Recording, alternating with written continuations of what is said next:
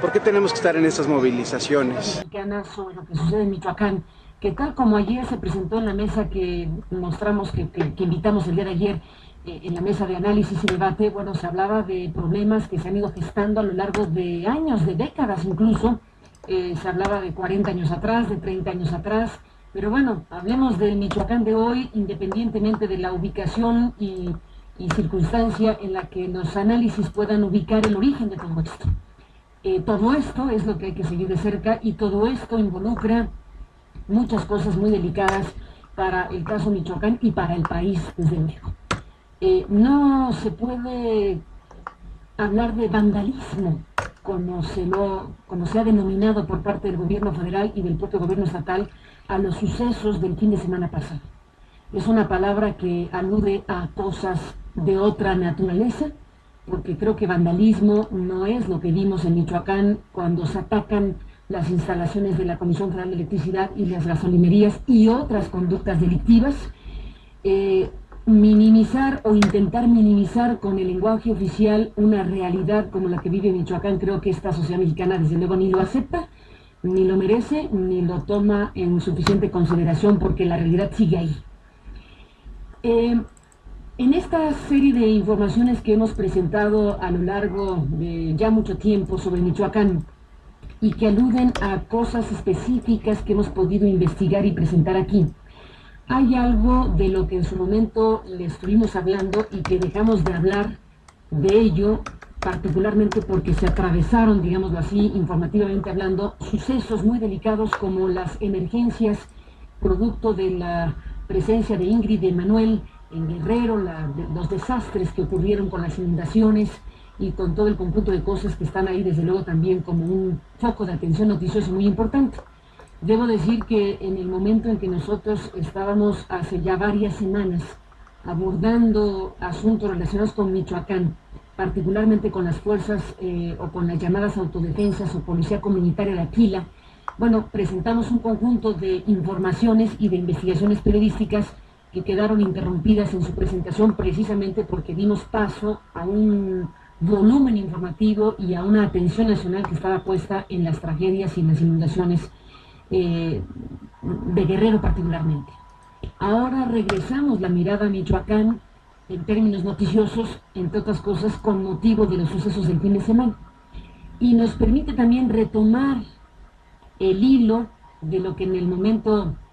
que menciono estábamos presentándole a usted, el hilo de las cosas, de un conjunto de sucesos que llevaron a la autoridad federal a encarcelar, como están encarcelados, a decenas de policías comunitarios de Aquila. ¿Se acuerda usted de esa historia? Permítame traer a nuestra memoria aquello que desde luego es muy delicado, porque en su momento incluso hubo pronunciamientos de que no era la manera de resolver la situación en Michoacán respecto a las policías comunitarias y las autodefensas. Todavía queda por esclarecerse por qué realmente se fue a desarmar precisamente a esa policía comunitaria de Aquila y por qué se decidió a esa policía comunitaria de Aquila meterla a la cárcel, como están en la cárcel en este momento decenas de indígenas. Aquí hay una historia que estábamos contando en aquellas semanas y que ahora volvemos a retomar el hilo, insisto, que tiene que ver con militares, que tiene que ver con las acusaciones y señalamientos que los propios comunitarios hicieron y han hecho respecto al posible o al presunto involucramiento de algunos militares con el propio crimen organizado. La detención del grupo de autodefensa en Aquila, Michoacán, provocó que emergiera la historia de un cabo, un militar detenido por los propios lugareños, quien reveló que altos mandos castrenses estarían relacionados o vinculados con el crimen organizado. Voy a retomar algunos momentos de lo que en aquellas semanas le informamos a usted para dar paso a un testimonio, a la presentación de una larga entrevista, a la selección de algunos momentos de una larga entrevista que sostuvimos con un miembro de esa policía comunitaria, y ahora le cuento por qué lo dejo a la parte final. Voy a regresar a lo que nos dijo el pasado 15 de agosto la diputada Selene Vázquez Alatorre, que adelantó esta versión en este espacio informativo. Podrían haber soltado a 5 comuneros en la placita ayer. La gente de Aquila, la policía comunitaria, detuvo a un militar. Lo sorprendió el vestido de civil con los que ellos ubicaban como templarios. Y los detienen, pero este soldado habló. Lo grabaron. Posteriormente, en Noticias MBS Primera Emisión presentamos 2 videos en los cuales el cabo Pedro Alberto Ramírez Rincón menciona a 2 militares, a 2 generales, a un coronel y a 2 marinos, y señala al cabo que fue retenido por la comunidad y videograbado por la comunidad, que están vinculados con el propio crimen organizado. Dijo que sus superiores hacen caso omiso a las informaciones sobre los movimientos del narco en Michoacán. En un tercer video difundido en redes sociales, este militar menciona al general de brigada Jorge Cuthberto Gómez, al jefe del Estado Mayor de la 20ª Zona, el general Cornelio Casio Hernández, y al coronel Raúl Álvarez Martínez, y a 2 marinos. Esta es parte del video de algo que, por la manera en que se obtiene el video, por el contexto en que se da a conocer este video y por las alusiones que este cabo hace en esta declaración ante los comunitarios, es importante, y yo espero que lo esté haciendo, que el ejército mexicano lo investigue. Yo quiero pensar que una vez que esto se dio a conocer en este noticiero y a través de las redes sociales, el ejército mexicano debe desde luego investigar y pronunciarse en cuanto tenga el resultado de sus investigaciones sobre los dichos de este cabo, que por cierto fue detenido junto con otros 3 por parte de la Policía Federal a petición de la comunidad. Esta Policía Federal lo entregó a una instancia judicial en Cualcomán, según nos confirmó el propio doctor Mondragón en su momento, aquí lo informamos. Este cabo fue detenido junto con otros 3, pero por alguna razón, de los 4 detenidos, 3 están siendo procesados, 3 vinculados a los caballeros templarios, y al cabo se le dejó libre.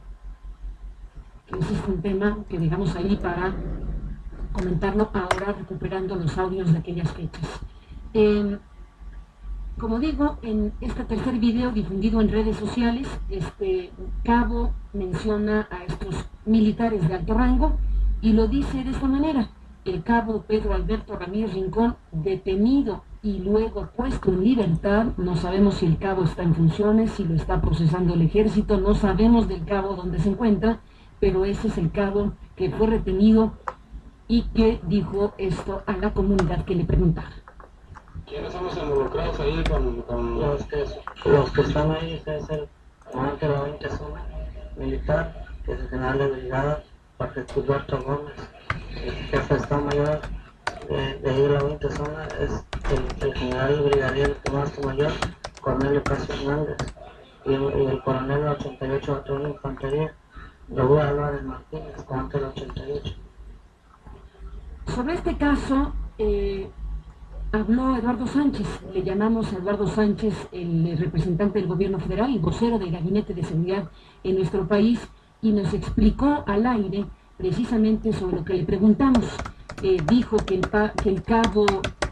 Pedro Alberto Ramírez Rincón refirió haber sido golpeado para declarar contra el ejército, y destacó que el militar fue puesto en libertad por un juez. No fueron puestos en libertad los otros 3, que también fueron retenidos por la comunidad, después entregados a la autoridad, y la autoridad decidió que 3 se quedaban detenidos y el otro liberado, el militar liberado. Esto fue lo que explicó Eduardo Sánchez en su momento en este espacio de noticias. Y cabo que explicó su presencia ahí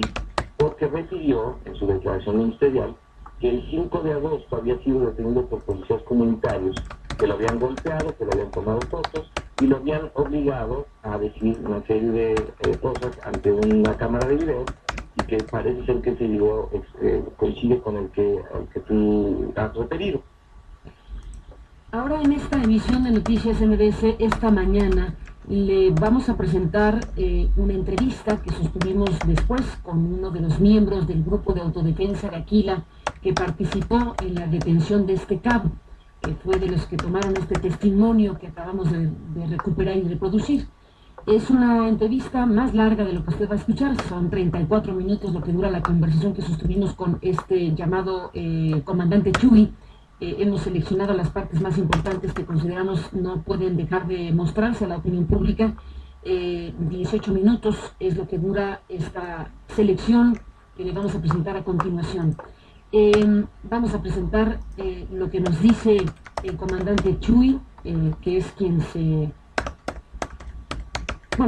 ha formado parte de esta llamada policía comunitaria de esta localidad,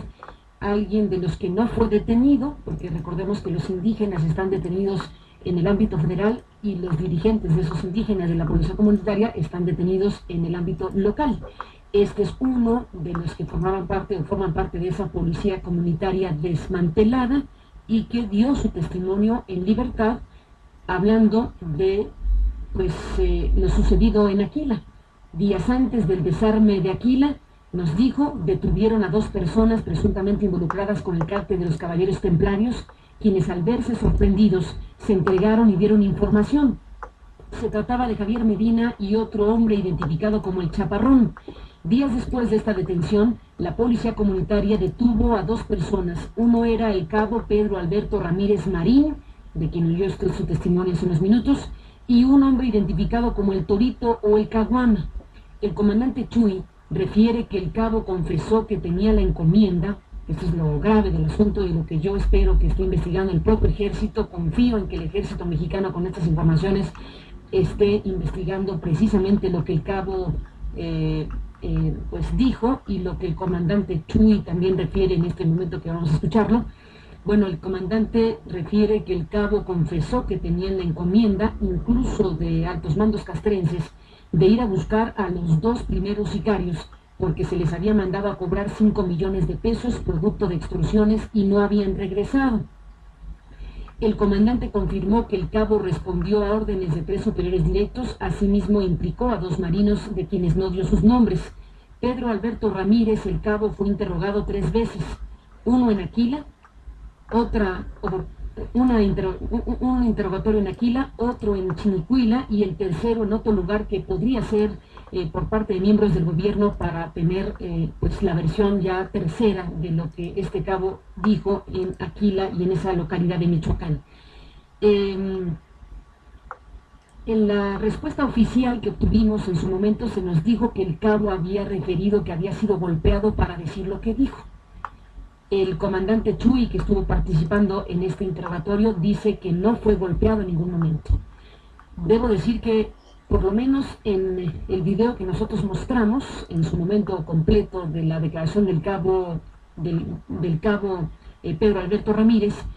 no hay muestras en ese video de algún tipo de agresión física y la narración que está haciendo el cabo, bueno, pues está ahí en una exposición que, insisto, debe ser investigada por el propio ejército.